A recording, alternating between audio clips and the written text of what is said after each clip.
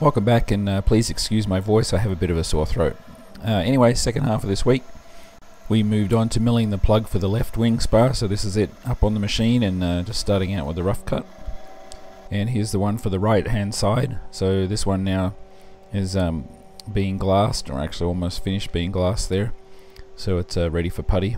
And Zach's just doing a little bit of clean up there around the edges in putting down peel ply, so when comes time to putty it and just peel that off and you don't have to sand it as much. And moving on to the engine, one of the things that we haven't done yet is weld these tabs that hold the upper drive in place. So right now they've just been tacked on, at least the front ones have, and the rear ones are just sort of sitting there. So we've got to create a sort of little jig here to align this properly with the lower half of the drive before we can actually get those properly tacked into place. So anyway, that's just another project. And meanwhile the guys finished off the bracing on the last of the winglet molds. So this is that left inner winglet mold there. So that one's all done, just needs to be trimmed around the outside and it's all finished. And this is the right side wing spar again, so it's sitting up on the tables there and it's just been masked off in preparation for having the putty sprayed on it. So it'll take a little while because it's quite big. And here's one of those winglet molds there. Keith did a good job trimming that up. He likes to do those trimmings around the edge, or clean the edges of those up. And we used to have Roberto and Chris doing that, but Keith likes doing it too, so that's good. And the guys have been prepping some of these molds by giving them about 4 or 5 coats of wax in preparation for laying up the parts. And these ones here, this is the nose gear brackets that kind of live on either side of the nose gear when it retracts. And here's Jeff and Devon.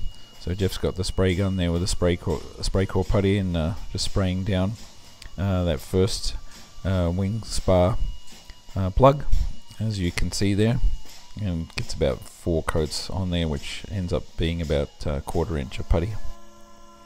And here it is up on the machine, and it's getting its paths run on there. So pretty easy, this one. A lot of flat surfaces and then just sort of like a swarf cut around on the sides edges, so nothing really that tricky and nothing that took too long to do.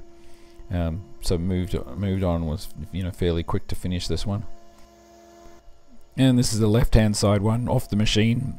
So this one, the guys are just laying out the fiberglass there in preparation for giving that its glass coating. So generally they just sort of cut out pieces, so it's all cut first and then they can just wet it all down.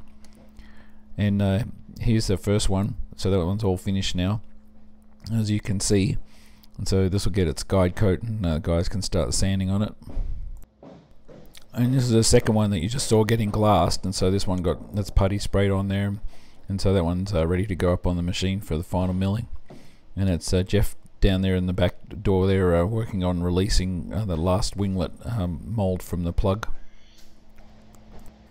And here's Keith waxing up the mold for the front seat mounts, because I'm not too far away. I've got the seats now. Once the fuselage all comes together, we want to be able to have the parts ready to put that in. There's Zach doing the ones. This is the braces there that support the glare shield.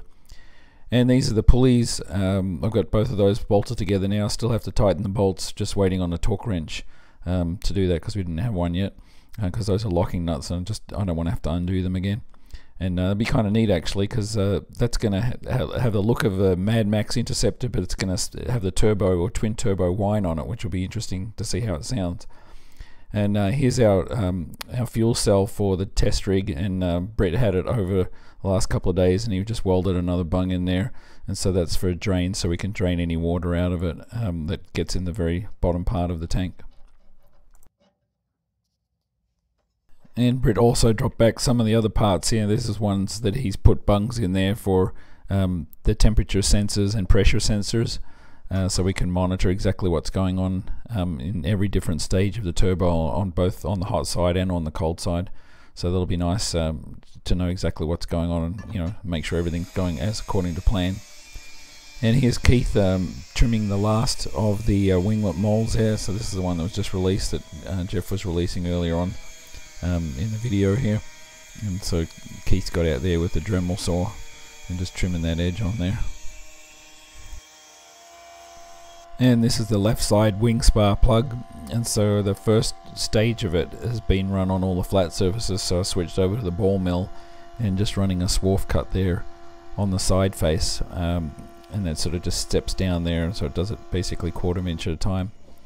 And here the guy's already working on sanding on the first one, the right hand side one, so that's come along quite a way, so moving along fairly nicely on that one. It won't take long and then we have that run in primer.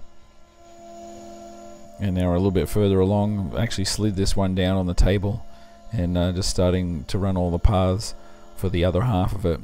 And so by the end of the weekend, that one should be all ready to have the sanding and stuff on it, same as the other one.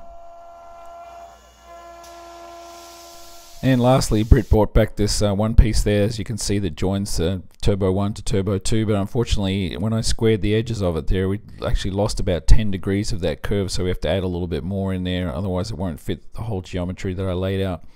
So that's our update for this week, and thanks again for watching.